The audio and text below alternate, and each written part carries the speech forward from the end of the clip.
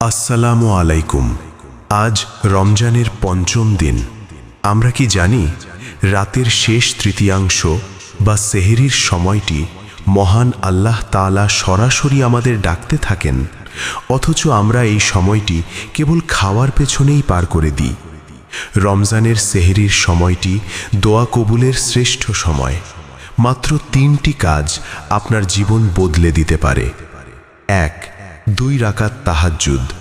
খাওয়ার আগে বা পরে অন্তত 2 রাকাত নফল নামাজ পড়ে আল্লাহর কাছে সাহায্য চান। 2. ইস্তিগফার, আস্তাগফিরুল্লাহ পাঠ করুন। এই সময়টি ক্ষমা চাওয়ার জন্য সেরা। 3. চোখের পানি। নিজের ভুলগুলোর জন্য আল্লাহর কাছে একটু কাঁদুন। আল্লাহ তওবা কবুল করতে ভালোবাসেন।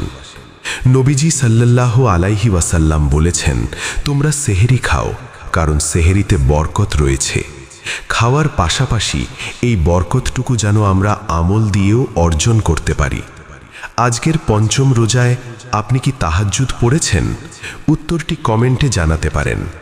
5টি রোজা তো শেষ হলো, আমাদের ইবাদত যেন আরও বাড়ে সেই দোয়া করি। আল্লাহ হাফিজ।